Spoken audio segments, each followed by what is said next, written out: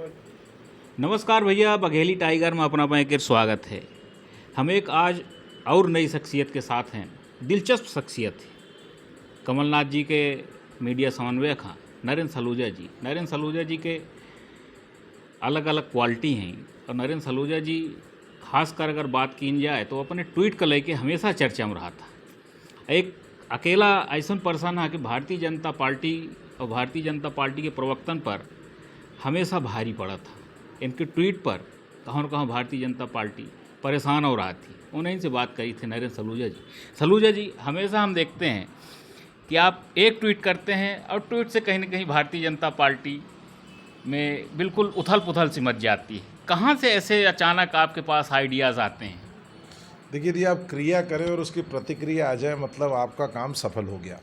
यदि हम कोई ट्वीट करें, भारतीय जनता पार्टी की पोल खोलें या उन पर तंज कसें, निशाना साधें, कटाक्ष करें और यदि उस पर कोई किसी को मिर्ची लग जाए या कोई प्रतिक्रिया आ जाए तो हम समझते हैं कि हमारा तीर सही निशाने पर लगा।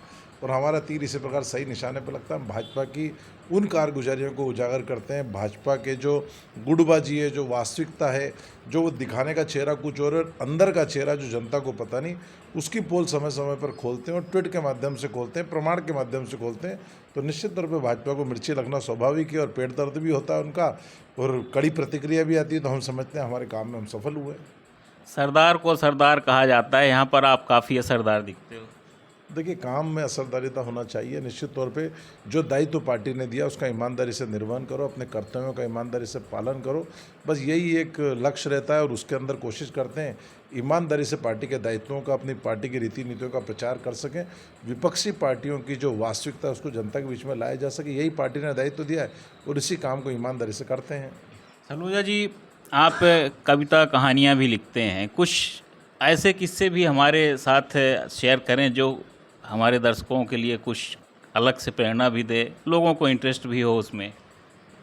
तो निश्चित तौर पे तो जीवन के अंदर बहुत सारे किस्से कहानियाँ यदि बताने जाएंगे तो शायद पूरा दिन भी कम पड़ेगा, पूरी किताब भी लिख दें। बहुत सारी किस्से कहानियाँ हैं। राजनीतिक जीवन में जुड़े तो कई ऐसे वाक़ये होते हैं जो निश्चित तौर पे बड़े रोचक होते हैं। इस तरह के बहुत किस्सों की एक लंबी फहरिस्त लिस्ट है। तो निश्चित तौर पे कभी आपके चैनल के माध्यम से जनता के बीच में लाएंगे सामने। सलूजा जी, आप जिस व्यक्ति के साथ काम करते हैं यानी कि कमलनाथ जी कोई मामूली व्यक्ति, कोई मामूली पर्सनालिटी नहीं है। एक राष्ट्रीय स्तर का नेता, एक बड़ा उद्योगपति, पूर्व मुख्यमंत्री, एक ऐसे नेता के साथ काम करना कैसा, आपको यहाँ किस तरह से चुनौतियों का सामना करना पड़ता है? क्या कुछ यहाँ अलग कुछ आपको सीखने को और देखने को और बताने को, ये सारी चीज़ें कैसे मिलती हैं? देखिए, कमलनाथ जी का जो कद है वो देश में बड़े उच्च स्तर का है। कमलनाथ जी एक देश के बड़े नेता हैं। कई केंद्रीय मंत्रियों के रूप में कई पदों पर रह चुके हैं। केंद्रीय नेतृत्व के साथ उन्होंने करीबी से काम किया है। उन्हें इंदिरा गांधी का तीसरा सुपुत्र तक कहा जाता है। राजीव गांधी और संजय गांधी जी के साथ उन्होंने काम किया है। तो निश्चित तौर पे उनका बड़ा कद्दावर कद है। तो इतने बड़े नेता के साथ मुझ जैसे छोटे कार्यकर्ता को काम करने का मौका मिला, मैं इसे अपना सौभाग्य समझता हूँ। निश्चित तौर पे उनके साथ काम करने में एक अनुभव भी मिलता है, एक सीखने को मिलता है। जो हमारी कमियां हैं वो भी दूर होती है और निश्चित तौर पे जब इतने व्यक्ति के साथ जुड़ के आप काम करते हैं तो उसका मज़ा ही कुछ और रहता है और जो सम्मान उसके कारण मिलता है उसकी अनुभूति हमें रोज़ प्राप्त होती है कि आज इतने बड़े नेता के साथ हम मिलकर काम कर रहे हैं, इतने बड़े नेता के साथ जुड़कर काम कर रहे हैं। तो निश्चित तौर पे ये हमारे लिए गौरव की बात होती है। एक चीज़ हम देखते थे, कांग्रेस को हमेशा कहा जाता था कि धड़ों में, टुकड़ों में बटी हुई है। तो हमने देखा कि जिस तरह से कमलनाथ जी ने संगठन में काम किया, उनकी वर्किंग रही है, तो कहीं न कहीं उन्होंने सारे जितने भी कांग्रेस के नेता रहे सबको एक मंच में लाने में सफल हुए। संगठन को उन्होंने कहीं न कहीं मजबूती प्रदान की है और यही कारण है कि इस बार जो नगरीय निकाय चुनाव हुआ है तो यहाँ पर आप लोगों को अच्छी खासी सफलता दिखी है। तो आप लोग ऐसा मानते हैं कि कमलनाथ जी का ये असर संगठन में हुआ? देखिए, कमलनाथ जी की जब मध्य प्रदेश कांग्रेस अध्यक्ष के रूप में नियुक्ति हुई थी 1 मई 2018 को, जब उन्होंने सबसे पहले 6 महीने तो पीसीसी बैठकर अपने संगठन को मजबूत किया था, उसका खाका तैयार किया था, जिसका परिणाम स्वरूप था कि मध्य प्रदेश में कांग्रेस का वनवास खत्म हुआ। 15 वर्ष का हमारा वनवास खत्म हुआ, सब एकजुट हुए और कमलनाथ जी के नेतृत्व में उस समय के सभी नेता एकजुट हुए और हमारी सरकार बनी। आज भी यदि बात करें तो नगरीय निकाय के चुनाव में आप देखें कि पहले की बात देखें आप, पहले किस प्रकार सिर्फ फुटबॉल होती थी, टिकट को लेकर किस प्रकार हंगामे होते थे, टिकट वितरण में कितनी परेशानियों का सामना करना पड़ता था।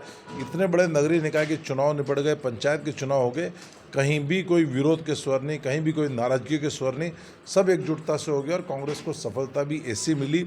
57 साल बाद हम ग्वालियर जीते, 23 साल बाद हम जबलपुर जीते, 20 साल बाद हम छिंदवाड़ा जीते, 24 साल बाद हम रीवा जीते, मुरैना पहली बार जीते। तो इतनी बड़ी सफलता उनके नेतृत्व में मिली।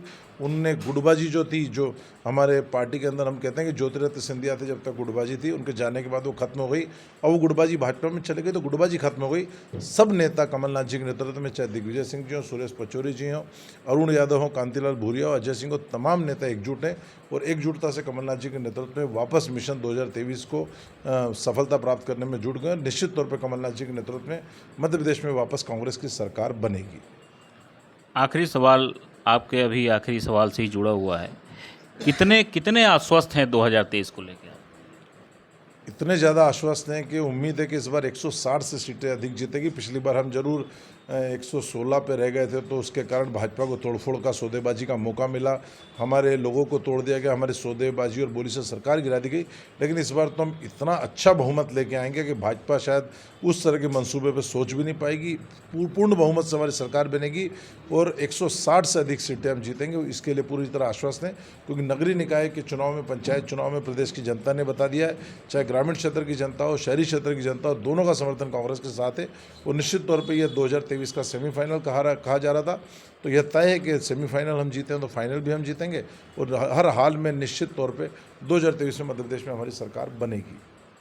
तो अपना पंचे सलूजा जी का सुनन, जब कांग्रेस पार्टी के जानकारी विस्तार से दी, कांग्रेस में का चल रहा, कांग्रेस में का चल रहा है, कांग्रेस में आगे का होए वाला है, सारे विषय पर सलूजा जी बताएं। और जो गुटबाजी के हमेशा बात हो रही, तो गुटबाजी के वजह अब जा चुकी है, यानी कि ज्योतिरादित्य सिंधिया जी गए और गुटबाजी चली गए। फिलहाल तो अगर कहा जाए तो कांग्रेस पार्टी काफ़ी मजबूत नज़र आवत थी। शहरी निकाय की बात की जाए तो यहाँ पर कांग्रेस पार्टी मजबूत है। कांग्रेस पार्टी का 5 महापौरों बने हैं। ग्रामीण क्षेत्रों में कांग्रेस पार्टी अच्छी सी वापसी करी सी। आप लोग चैनल देखत रही, सब्सक्राइब करी। धन्यवाद।